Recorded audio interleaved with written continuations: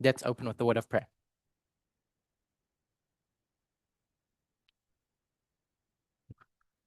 Dear God, we come before you this morning to worship and praise you and learn about you. I pray and ask that the Holy Spirit may guide us in today's discussion. This is my prayer in Jesus' name. Amen.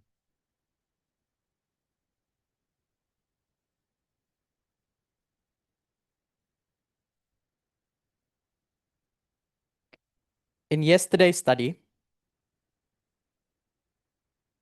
we went through what the year 538 was.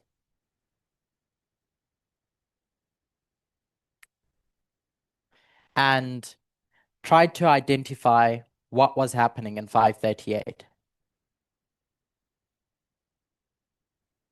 in relation to the papacy and how we understand that will impact how we understand the Sunday law.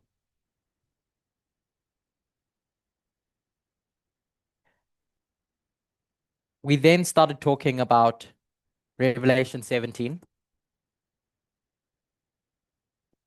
and what's going on in Revelation 17. I received some questions following yesterday's class, some of which I'll try to answer or share my opinion about in the Q&A tomorrow.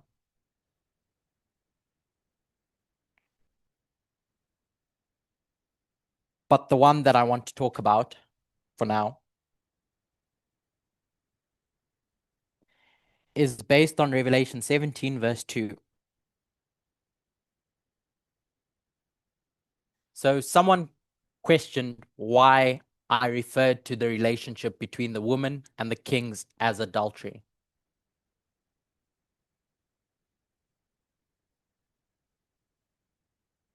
When John says it's fornication specifically.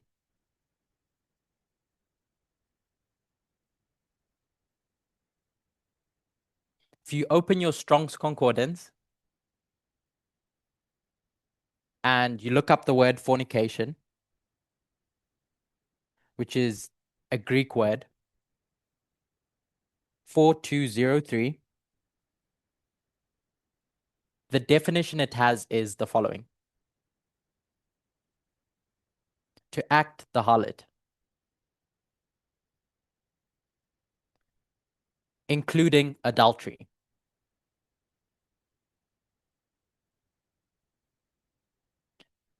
So when we think about what fornication is, if you use a secular dictionary, it's going to tell you that fornication is sex between unmarried people. And adultery would be sex with someone that you're not married to while you're in a committed married relationship.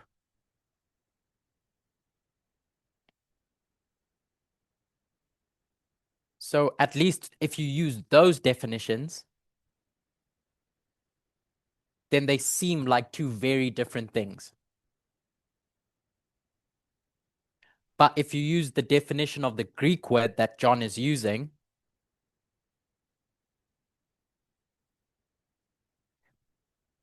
fornication is an umbrella term.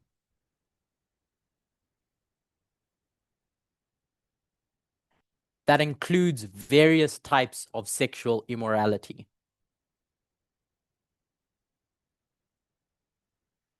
Incest would be one, and adultery would be another example. So the question came up, is what's going on adultery?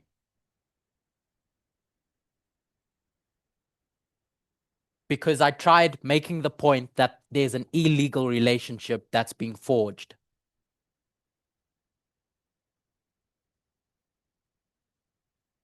Yeah, you have kings, and then you have a woman, a bad woman. And we tried demonstrating that the purpose of kings is to serve the people. I made a mistake in yesterday's class by saying who those kings are in a relationship with, who they're married to.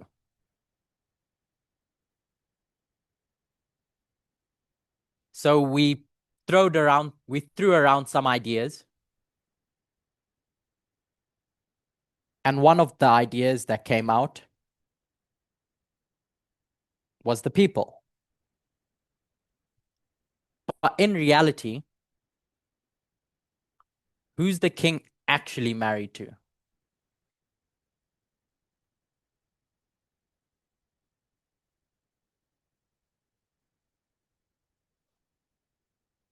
Okay, Regina?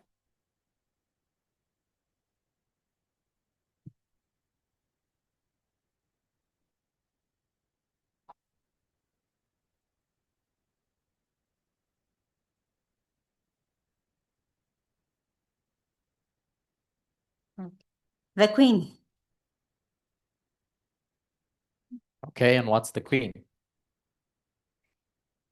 The king. There's always the queen who is the wife.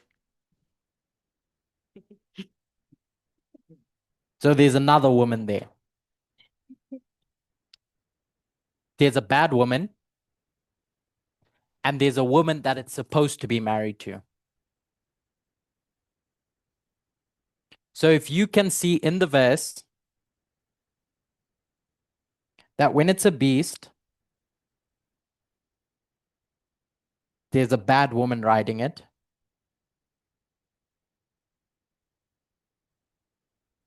And you juxtapose it with the king, which is a good kingdom.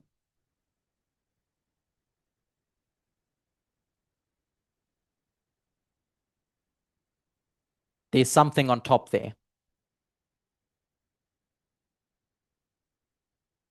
which is a good woman. Where do we find that good woman in the book of Revelation? Rutendo?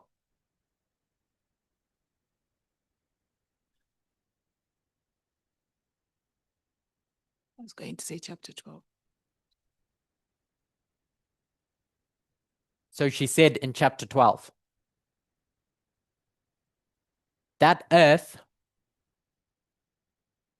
where the woman flees are kings.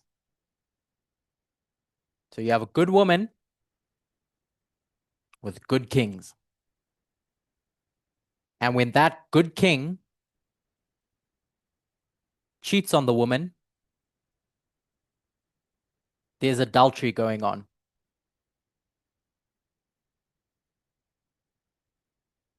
Does that make sense? Okay. So what we wanted to do was take this concept that we have in Revelation 17 of a kingdom going from good to bad. Because that's what we have at the end of the world. Number 3 is the end of the world. And the theme that we want to pick up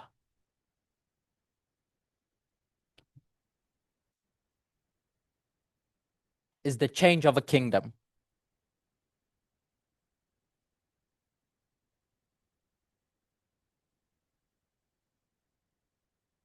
We're talking about the 7th.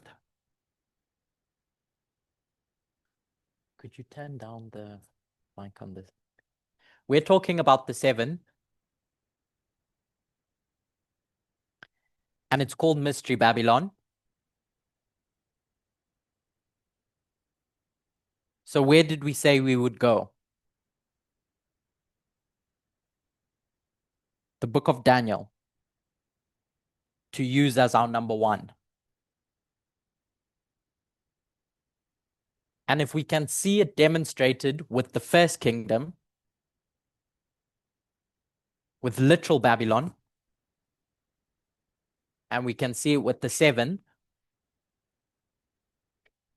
and Babylon runs from the start to the finish, then we should be able to see it throughout all the kingdoms. Except when a kingdom says, I'm not going to cheat on my wife.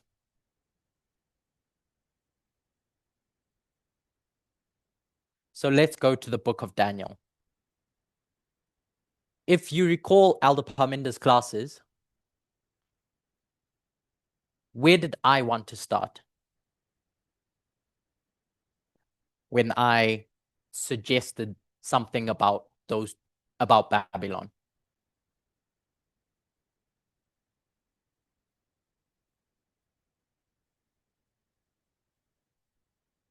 So if you think about the theme of Revelation 17, we said power struggle.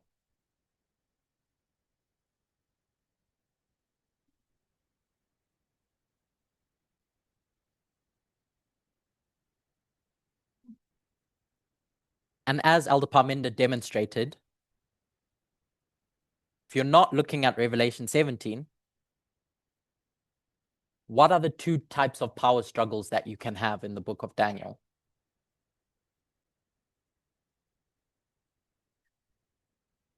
Liberty?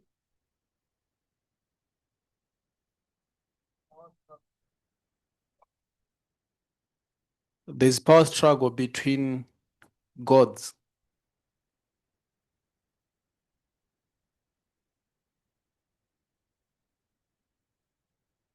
And there's a power struggle at a human level.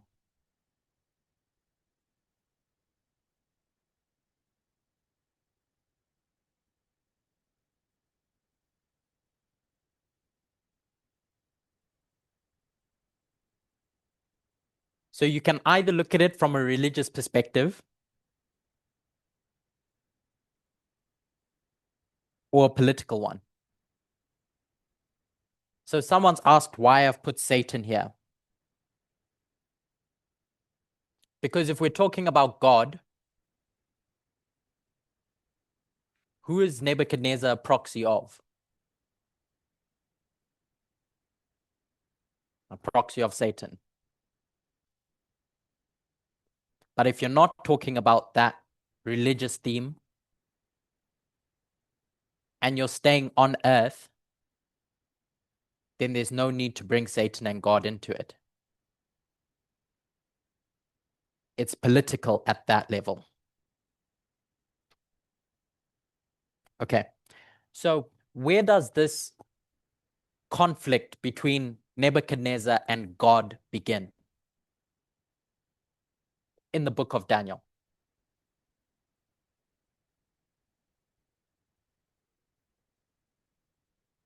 Catherine? When God, What book? What chapter? I think chapter 2.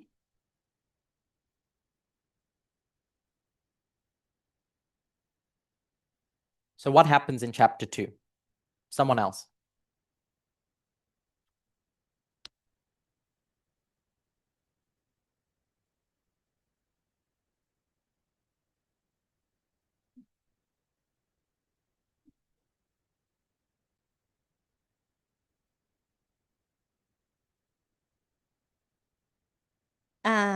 I think when God showed him that his kingdom won't be forever, it's coming to an end.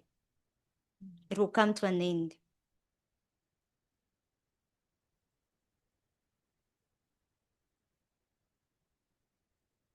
So Nebuchadnezzar has a dream about his kingdom.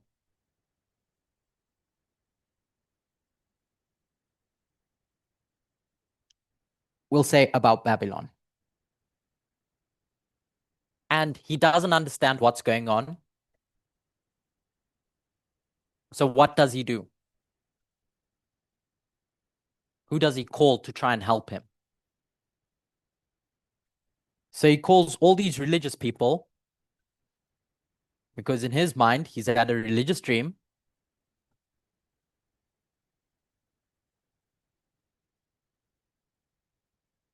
And when they can't help him, what does he do?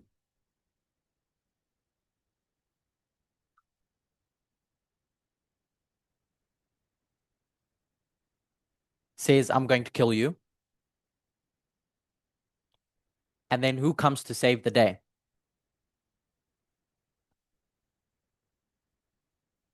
Daniel comes, this prophet, this Israeli prophet. And what does he do?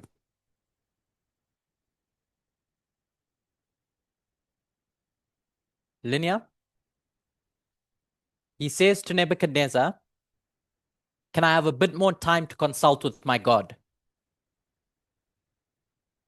So he does that. He comes back to Nebuchadnezzar and he tells him, Nebuchadnezzar, God says, I'm the boss, not you. So you need to stay humble. Nebuchadnezzar does what then? In chapter 2.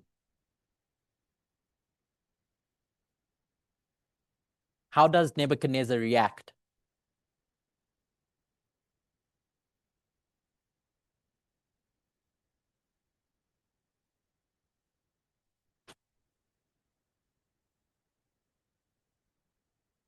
Give Regina.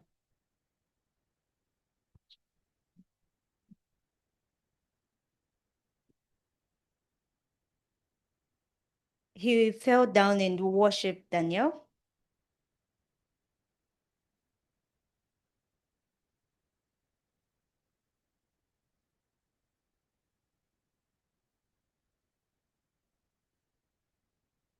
By inference, God. Daniel and God. So in that power struggle, Nebuchadnezzar respects God.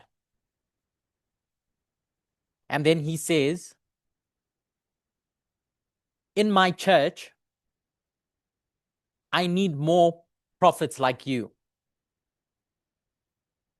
So he gives Daniel a job. And Daniel says, how about my friends?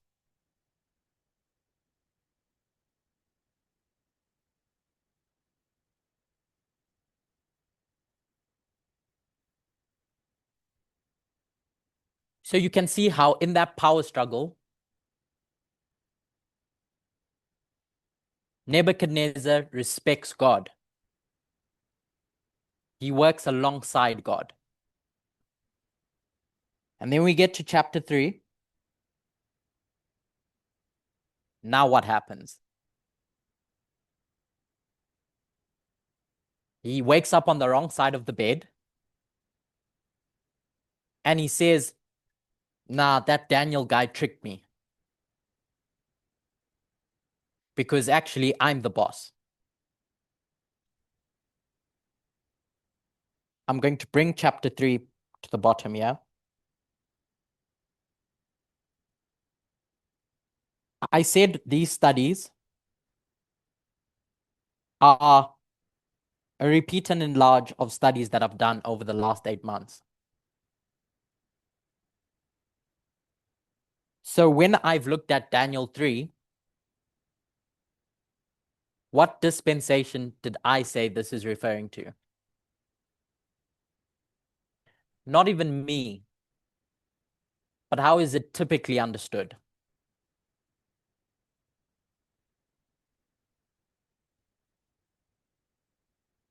The Sunday law.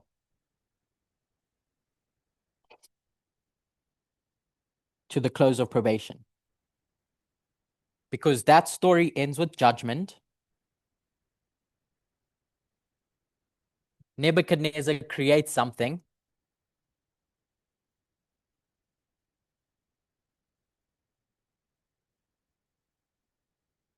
It's brought to the plains of Jura, where everyone now gets to see what has been on Nebuchadnezzar's mind all this time.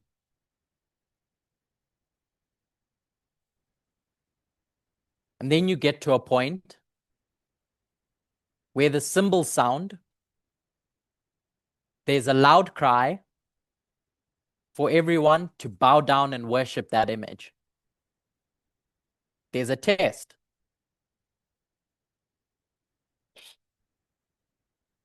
There's a test for everyone who's been called. And in this story, who's being tested?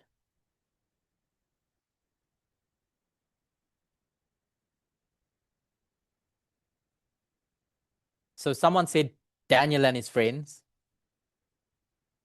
We know that Daniel's not there.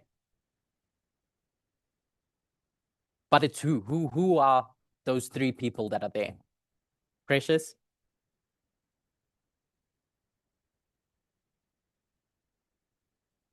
Someone said there's Hebrews on the plains of Jura.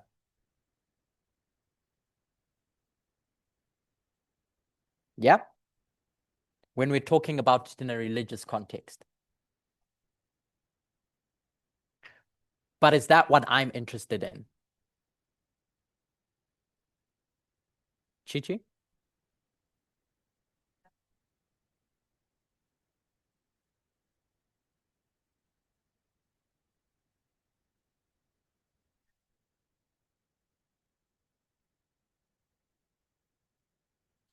Deafness.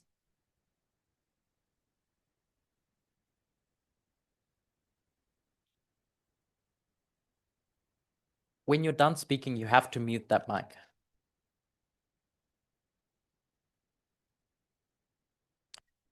So we've just spoken about a religious story. But I said, if we want to understand number 3 correctly, and we're using Revelation 17 to do that,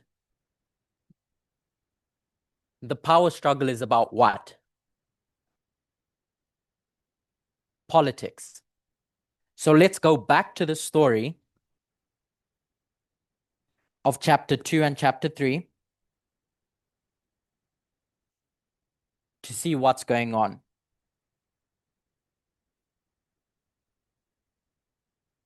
So Nebuchadnezzar has this dream that tells him his kingdom is going to end. And all these people that are in his cabinet are called to come and help him.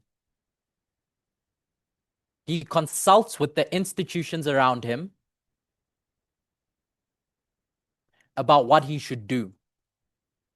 He speaks to his government officials.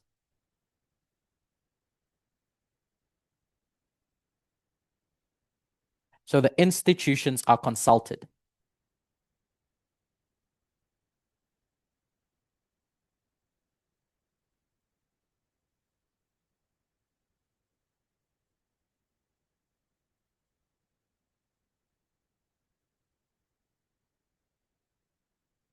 What happens? Can they help him? They don't help him. And what does he decide to do? Hello? So I heard to kill them. But if I'm looking at that from a political perspective, all I can see is a president or a king who says, you officials who I hired are incompetent. So I'm going to fire you because you're not doing the job I hired you for. So he threatens them.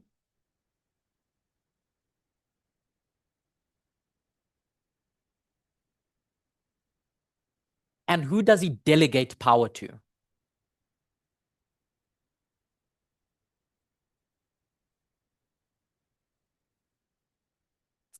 If you go to verse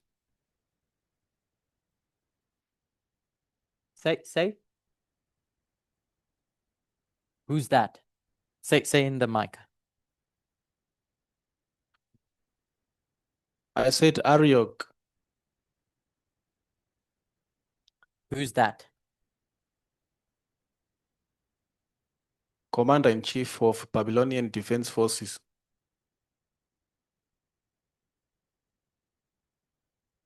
I like it. Because there it's going to say the king's guard.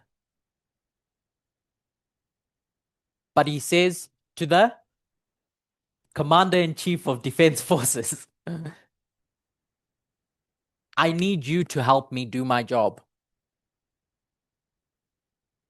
And so after this person he delegates power to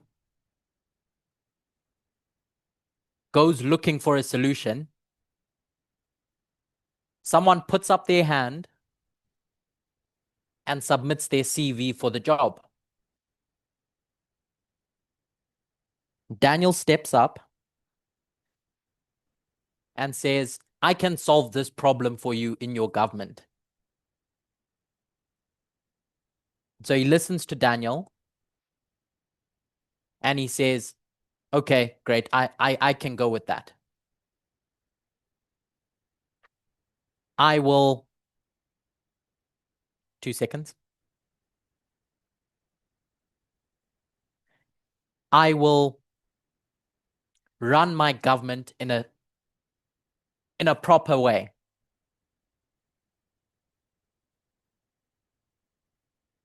I thought my kingdom should look like this on the world stage. But after consulting with my officials, I can see I shouldn't run my kingdom in that way. So he respects the institutions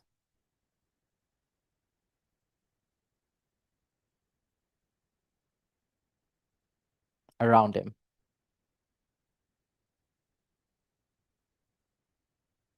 And then he wakes up on the wrong side of the bed.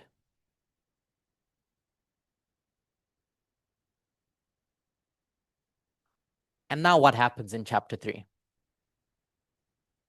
Who's called to the plains of Jura? Not Regina. Is it a question? Okay, Regina, your question?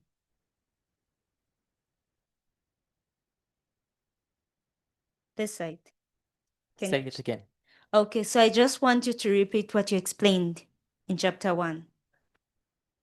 Please. So in chapter 2, Nebuchadnezzar has this idea of what he wants for his kingdom as it relates to all the other powers around him.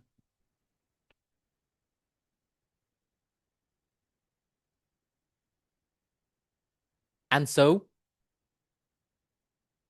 the institutions around him try to resolve this problem for him. The wise men and etc. His cabinet officials. They can't do it, so he fires them. In the midst of all that, he's willing to delegate power to the commander-in-chief of the defense forces, the king's guard. And when he does that, he finds someone who has a good CV, who can help Nebuchadnezzar with his political problem. And so when Daniel gives a proposal, he says, I vibe with that. So I'm okay with the recommendation that you've given me. And so in that chapter, you can see how he consults and collaborates with the institutions in place.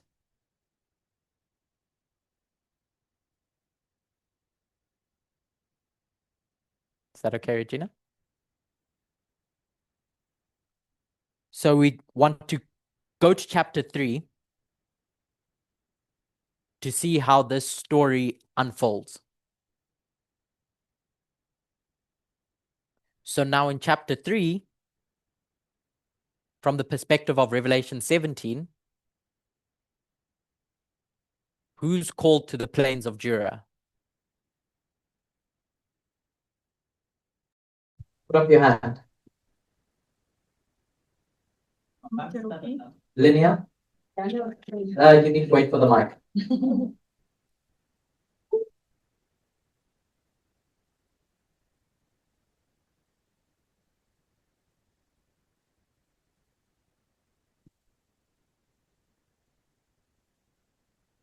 The whole Babylon, including Daniel's friends. Is it the whole of Babylon that's called to the plains of Jura?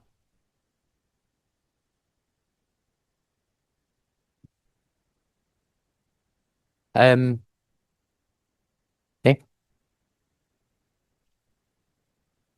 Governors and princes from all the world.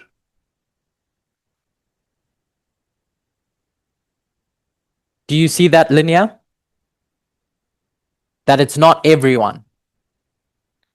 It's specifically princes, governors, captains, judges, etc. Government officials. So now in chapter 3, government officials are called who ruled in their different provinces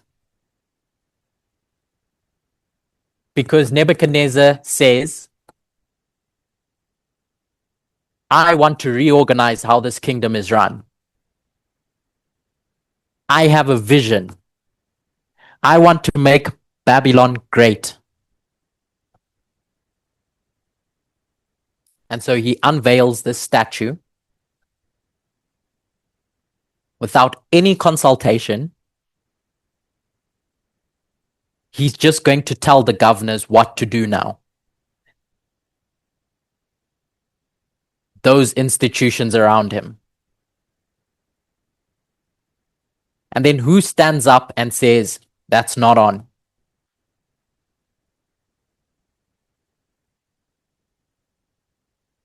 Who stands up to Nebuchadnezzar and says, this plan for your government is not okay?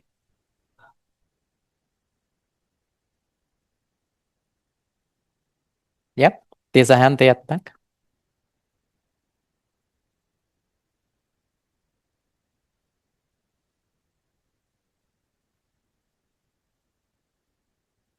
Daniel's friends, I think. Yeah. Shadrach. Oh. And now what are they? Where they were Hebrews before, what are they now?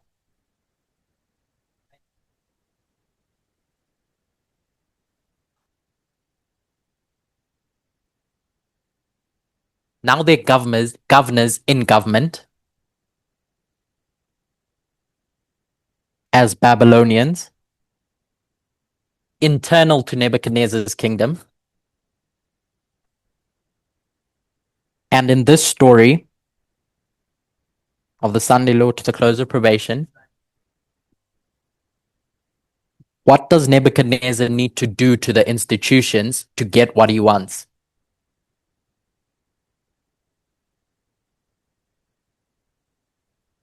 The institution is Shadrach, Meshach, and Abednego.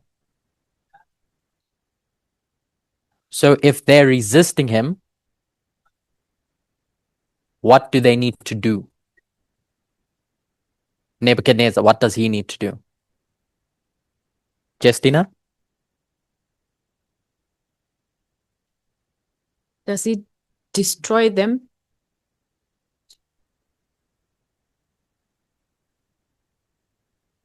Sorry, 2 seconds.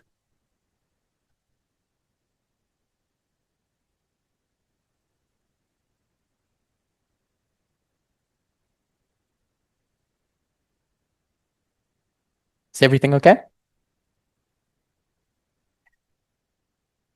So the board work went out for a few seconds. So I'm just going to repeat that. That you have in chapter 3, government officials called to the plain. This time, Nebuchadnezzar says, I don't care what the governors have to advise me about.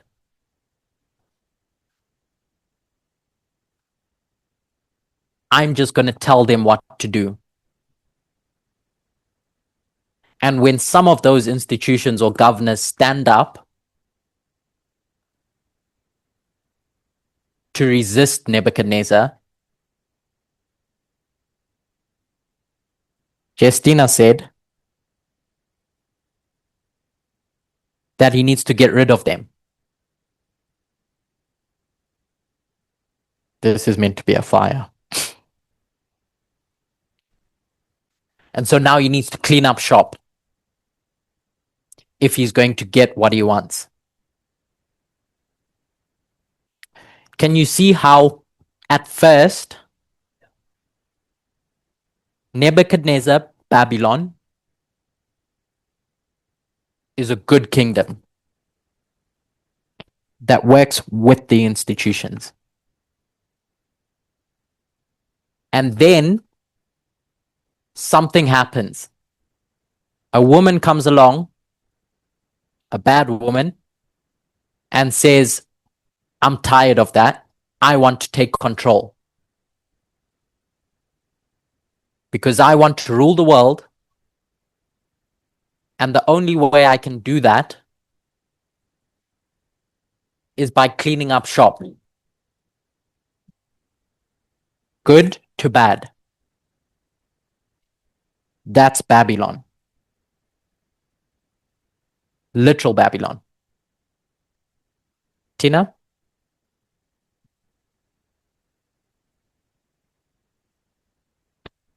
Could you say that Babylon, when you put there the Sunday law, prior to the Sunday law, you can say that it was good? That's where you are putting the good.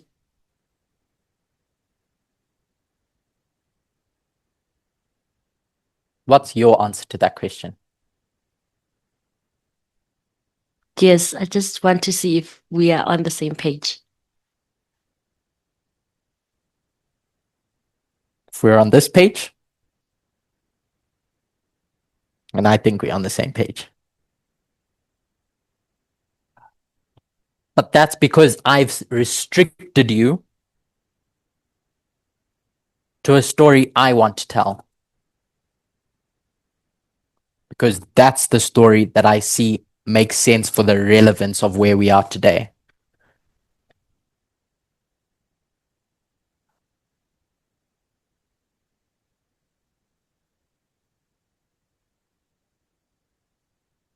Mike?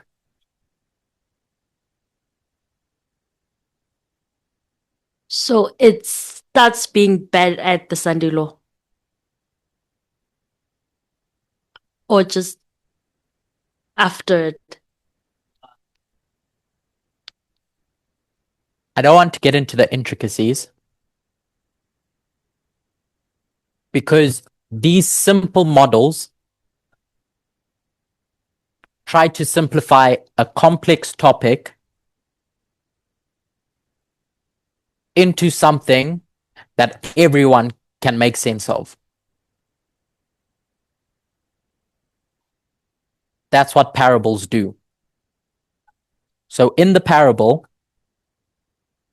you could say that there's something that happens here at the Sunday law,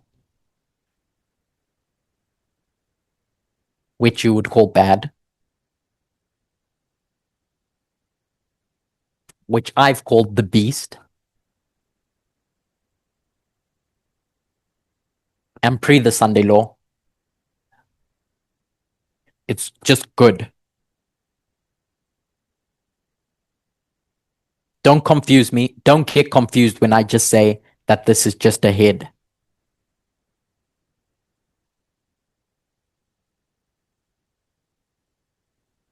Okay. So if that's the case, we want to understand this time period. Sunday law to the close of probation. We've gone to a literal story to see how, at this point, Nebuchadnezzar's plans for the kingdom are revealed to all the officials.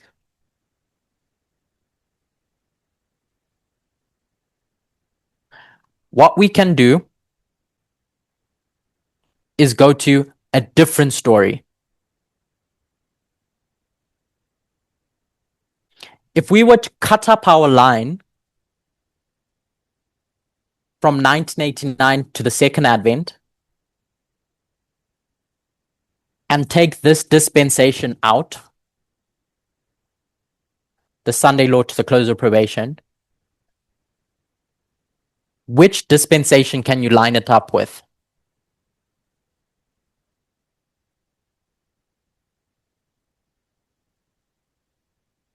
Linear?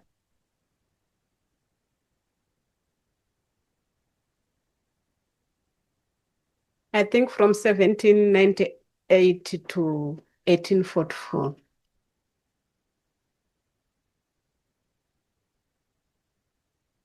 So I said if we have this line, 1989 to the second advent,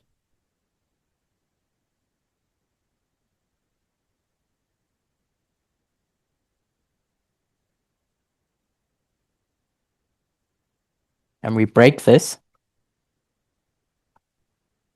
and bring it up here, which other part of that line can you break to use as line upon line for what we're trying to understand?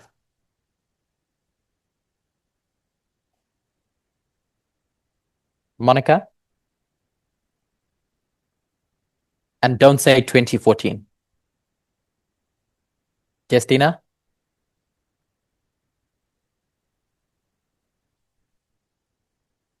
Is it 2001 to the Sunday law?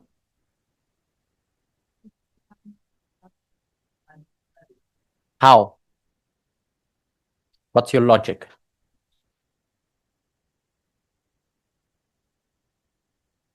Because we see similar characteristics in 2001, like early rain and latter rain. Widzimy tam podobne własności, w tym 2001 jako rannie deszcz, niesporige. So if I want to understand the resurrection of this beast and the king of the north, I think I'm going to go to 1989. And if I want to understand the close of probation, I'm going to go to 2001. Because we know 2001 is a harbinger of the close of probation. So we can do this.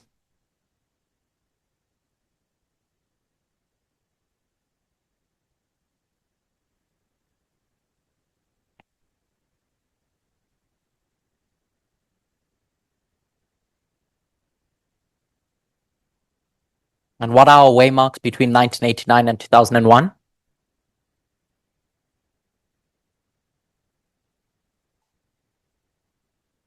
I heard 1991 and 1996.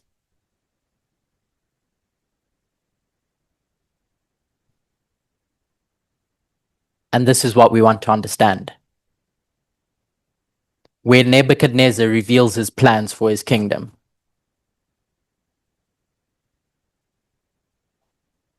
Pre-1989, you have this back and forth between the king of the north and the king of the south. Between the USA and the USSR. In the 10 years prior in Afghanistan. So The USA gets some people to help them to take down the USSR troops that are propping this Marxist government.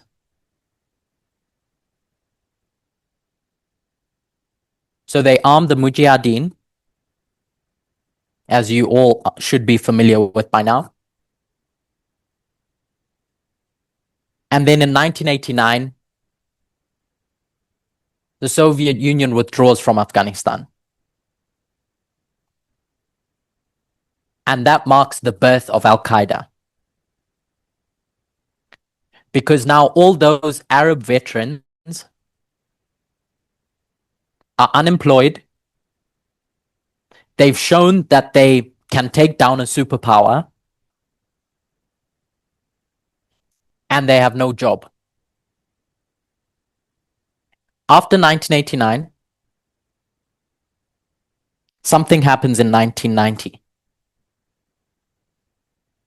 Iraq is going to invade Kuwait. So last week, when Letwin began her studies, she spoke about this history. So this should all be familiar with you. Iraq invades Kuwait.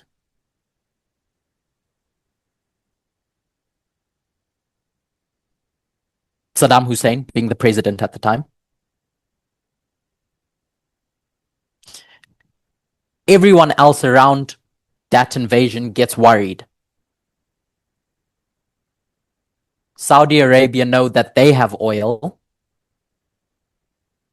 and so they worry that they're next. So Saudi Arabia calls US troops to station themselves in their land to deal with this problem. So there's US troops. Sorry. So there's US troops in the Holy Land. And all these former troops, Osama bin Laden, looks at this and says, this is a desecration. And so he says, you, Saudi Arabia, instead of using US troops, use my army. And they essentially tell him, get out of here. Your army is a ragtag group of people. A small militia. The US can deal with this problem efficiently. So anyway, Osama bin Laden is then exiled. And he goes to, I think it was South Sudan. 1991, the US wins that war. And what do you have announced on the world stage? Letwin. After that war, what does George Bush say? After taking care of this pest.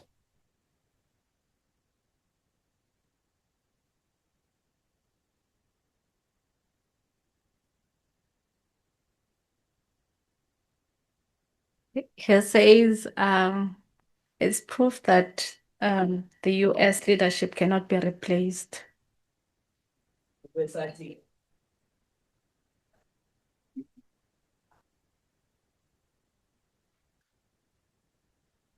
So Gorbachev had been telling the USA that this new world order is us cooperating, us working together. And George Bush played along with that because in that invasion of Kuwait and Operation Desert Storm with Iraq, the US worked with those around them. But then it gets to a point where he says, I don't need you. From here on out, I'm going to act unilaterally. Because I can. And then you get to 1996, and this story about Osama bin Laden continues. And he issues his first fatwa.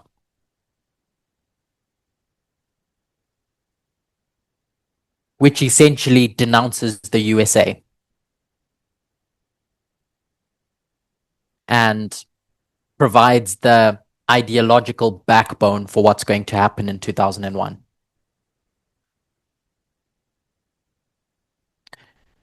So I want to take those events in 1991 and consider where we are in our dispensation.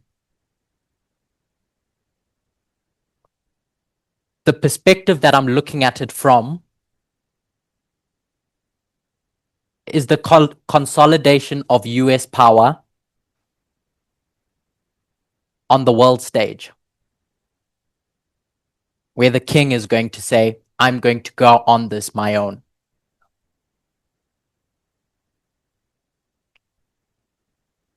So since 2002,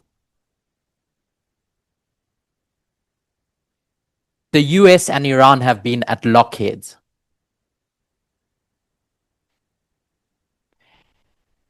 Iran created secret nuclear sites,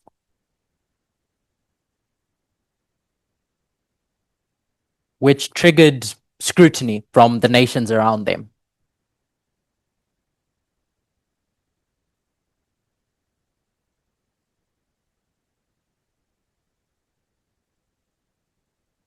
And then in 2006 to 10, the UN then imposes sanctions. The US imposes their own sanctions on Iran. And now the Iranian position is going to harden against the USA.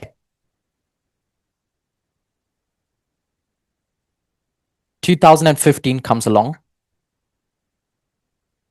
and I'll give the acronym JCPOA, Joint Comprehensive Plan of Action,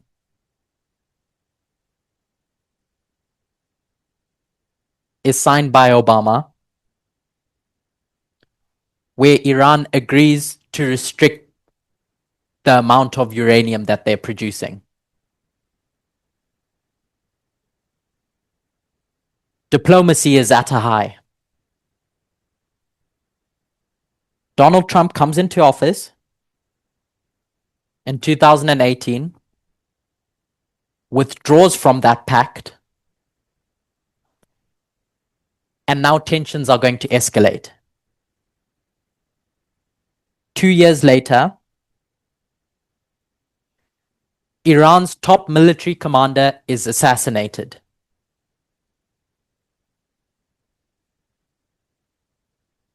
By the US. Up till this point, that was considered the most dangerous US-Iranian moment since 1979.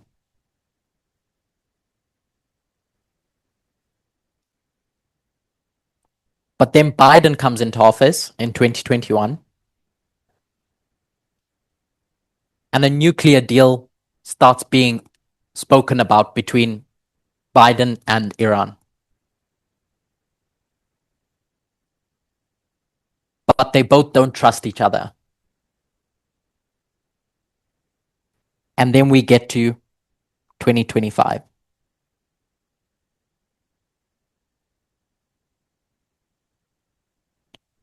There's a 12-day war that goes on between Israel and Iran. And the question on everyone's mind is, what is Donald Trump going to do?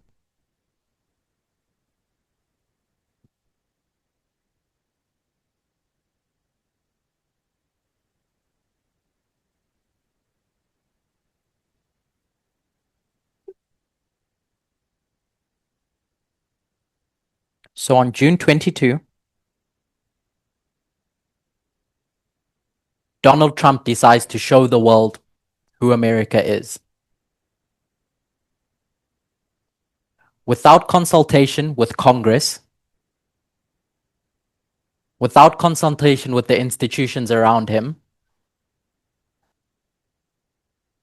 he decides to flex US power,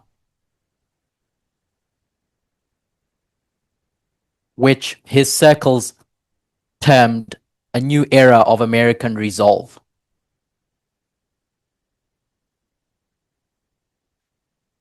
To restore US global leadership.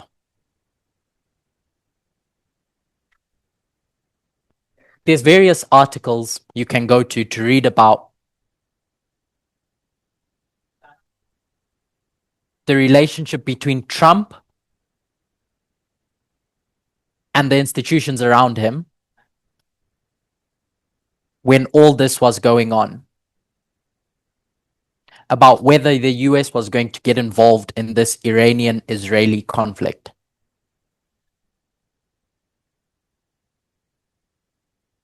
So I'll forward an article to our group that we have here that discusses that. But essentially, the key thing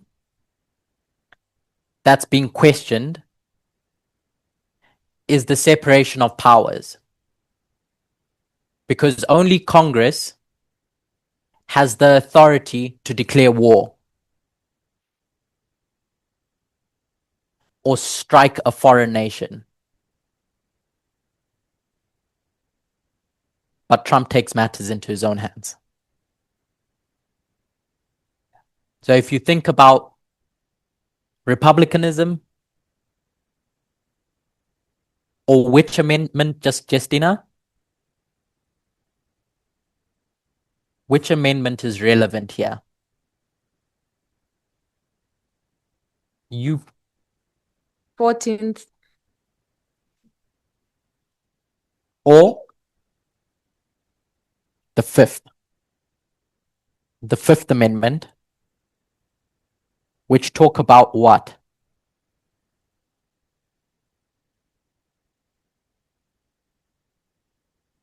I'm asking Justina You can say Justini. because Justina reminded us of the studies that have led up to today and the significance of the 14th and Fifth Amendment in relationship to the Sunday law. So what do they refer to? I know the 14th talks about equal rights under the law. Na 14 hovorí o rovných právach pod zákonom. Due process, which is essentially what Justina said. One of them talks about it at a state level and another at a federal level.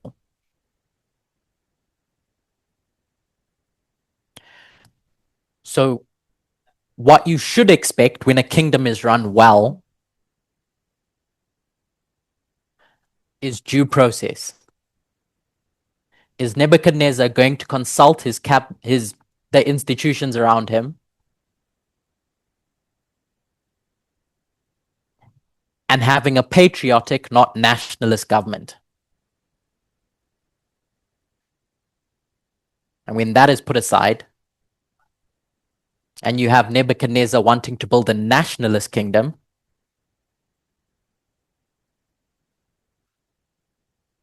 those institutions are disregarded.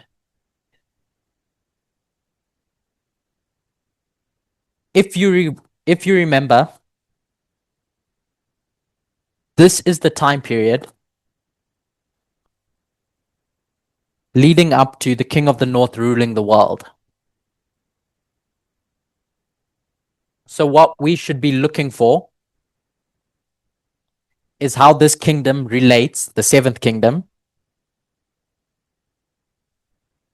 to the world around them. So we'll start wrapping up. But before we do, it's my suggestion or opinion that those events regarding the USA and Iran on June 22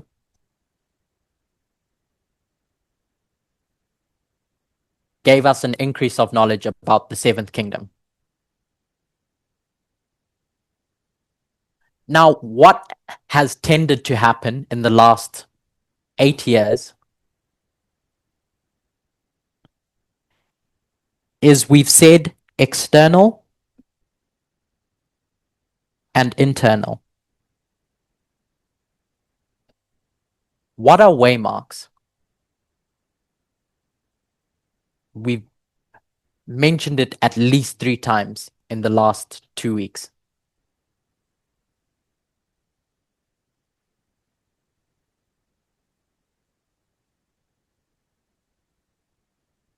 Catherine?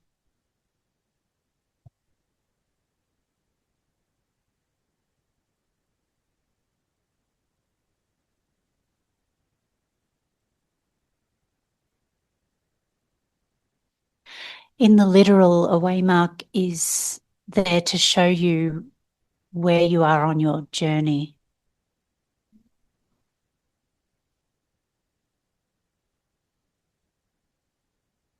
It helps you see if you're on the right track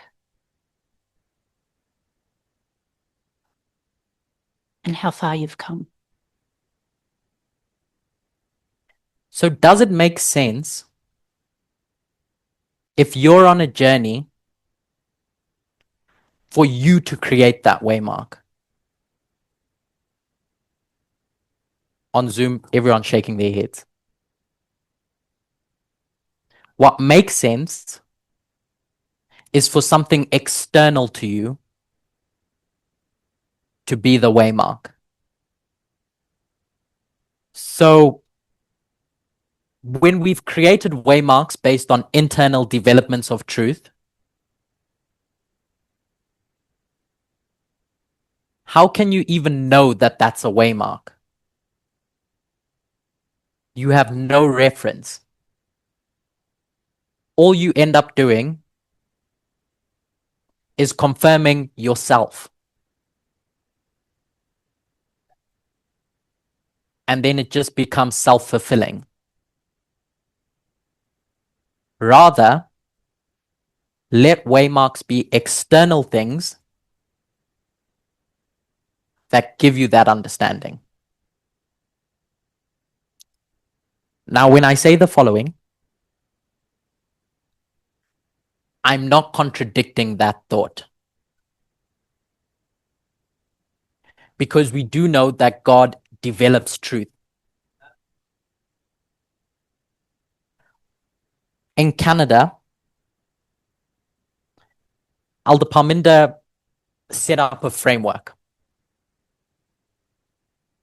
When discussing the Sunday law,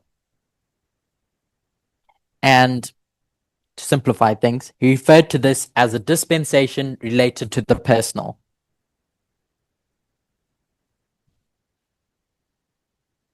And post the Sunday law, the political.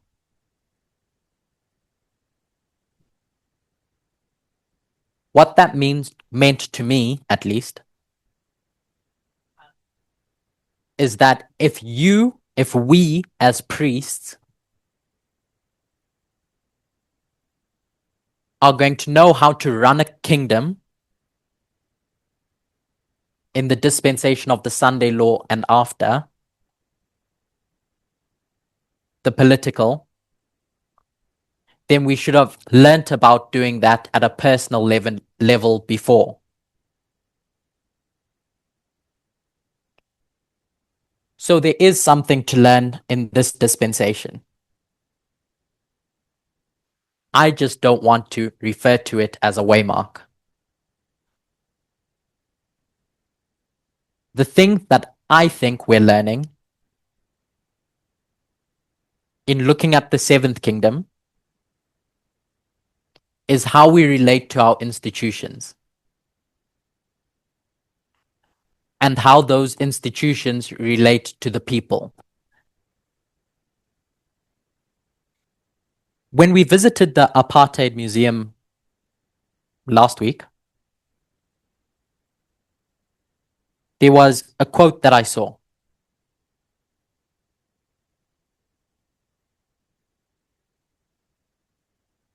Education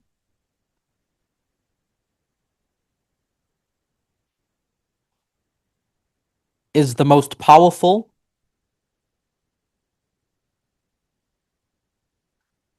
weapon which you can use to change the world.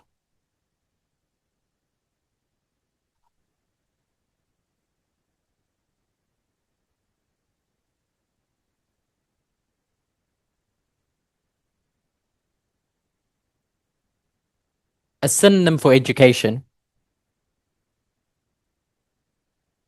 loosely, is knowledge. So what does this movement have to be extremely careful about what does this movement have to be extremely careful about?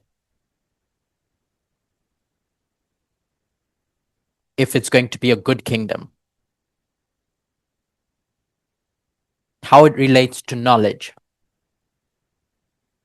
And the due processes around that.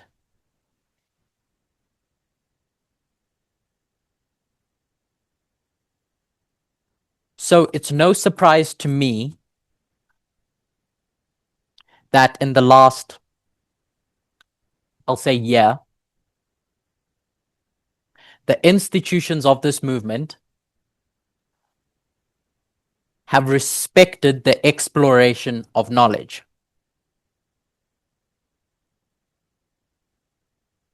Where instead of having one pope telling the movement what to believe, there's a process of consultation, of letting the truth develop with the disagreements that exist. After 34 AD, Jesus is gone, Paul is raised up, and then this new church is faced with a crisis. What's the crisis? Yeah, I saw you nodding your head. What's the crisis?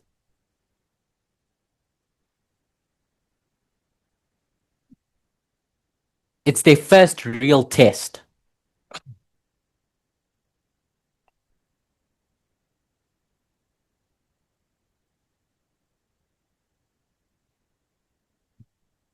They were cluttered in one position. And they had to teach and spread knowledge. He said they were clustered in one location and they had to spread knowledge. So that's true. And what ended up happening was that in Antioch, a church was created. But this church was full of Jews and former Gentiles. And now there's a disagreement about how to handle the truth.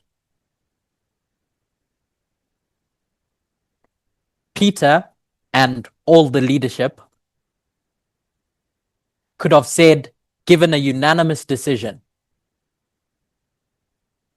But instead, what happens? Acts chapter 15. There's a council called the Jerusalem Council.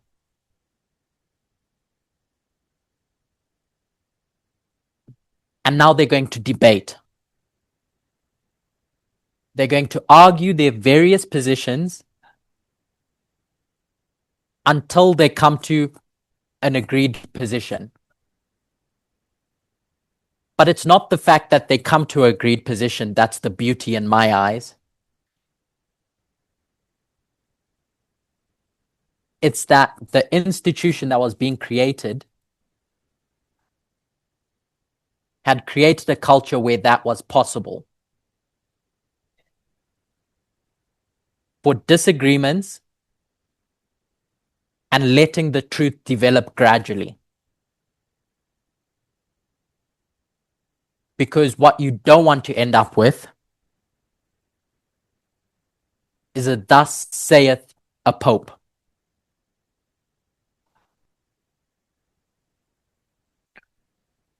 So to summarize,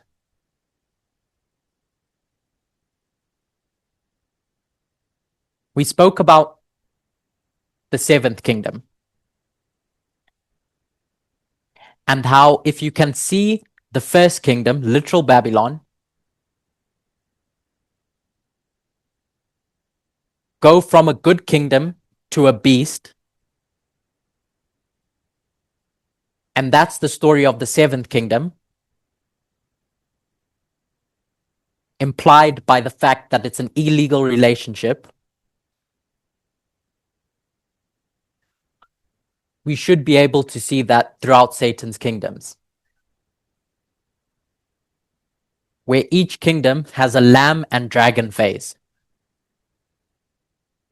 Unless that lamb decides not to commit adultery, which we see with the sixth. So the thing that's happening in Daniel 2 and 3 is how the king, Nebuchadnezzar, relates to the institutions around him. Are they strong? Or is he going to purge them? And so we explored a period of history, 1989 to 2001, as a historical framework to try to understand our dispensation. And the thing that came out of all of that was George Bush's perspective of who America was on the world stage.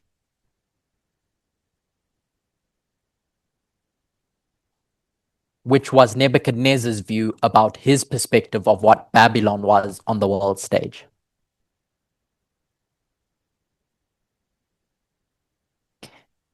Before we close, I want to read something. I've sent a document to the translators group, which I'll try and paraphrase for time. This is a document put together by Brookings Institute, which is essentially a collection of experts on various subjects. And after the events of June 21, 22, they shared their opinions about what was going on. So going to the section where it says not quite an axis. The opinion commentator is Patricia M. Kim.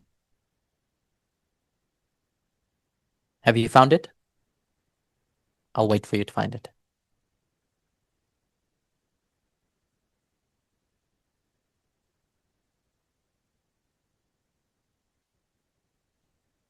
If you open document number 2, it's the very first section. Okay. So I'll read the first paragraph in full. The recent US strikes on Iran have... You can't find it?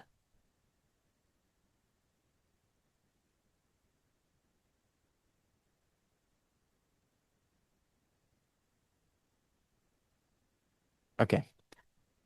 The recent US strikes on Iran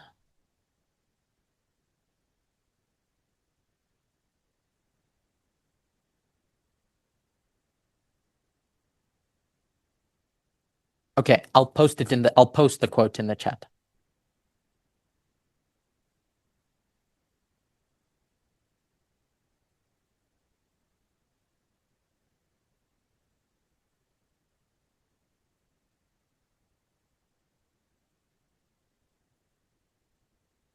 Yes.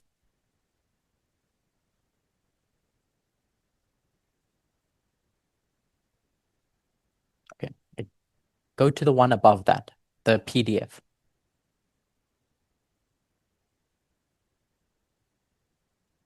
Yeah.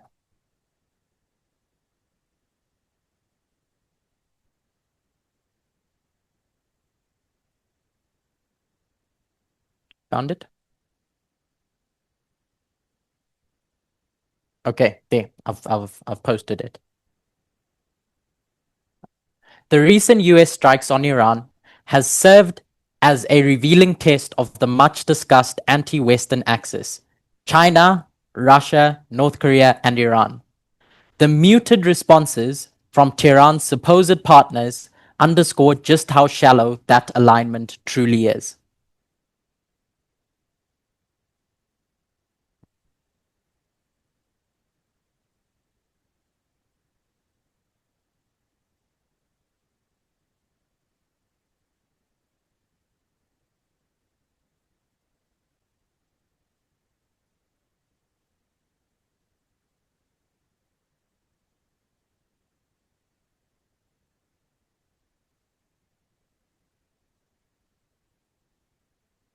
I'll paraphrase from now on. So essentially, the UN Council condemns the USA.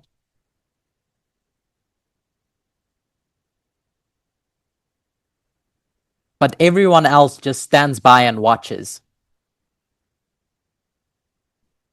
Russia, China, North Korea, this supposed anti-axis of power.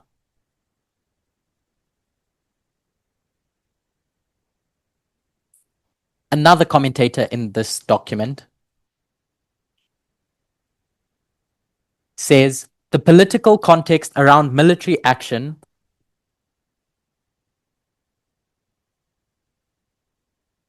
often plays an important role in how other countries react.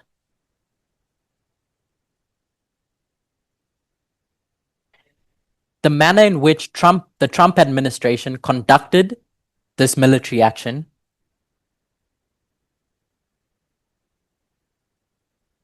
raises questions about American decision-making, democracy, and civil-military relations.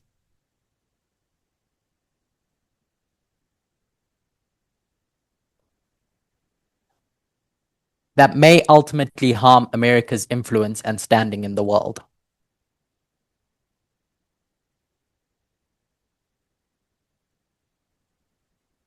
US strikes on Iran will hold important implications for the balance of power in the Middle East and the future deterrence in the Indo-Pacific. So essentially, all these commentators are reflecting on is the implications of the US going forward. In the moment, it may have fizzled out, but it reflects to the world who the world superpower really is. So we went from that discussion to my suggestion about what we're supposed to be learning as a movement, or the thing that we're being tested on. I'm not saying that we're at the loud cry yet, but how we treat people, teachers. Do we prioritize one over the others? How do those institutions relate to knowledge? In our context, the studies that we do. So I've come to the close of my 4 presentations. I appreciate that we've gone over quite a bit. So there's a question and answer scheduled for tomorrow. And if there's anything that you'd like me to go over again, please bring it up then. I've just shared my opinion about what's going on. I'd like to hear yours. Let's close in a word of prayer. Dear God, as the seventh kingdom conducts itself on the world stage, I pray and ask that this movement may conduct itself properly, that the institutions it has set up may be reflective of the success that it is. I pray for safekeeping, individually and as a movement, as we continue to learn together. I pray all these things in Jesus' name. Amen.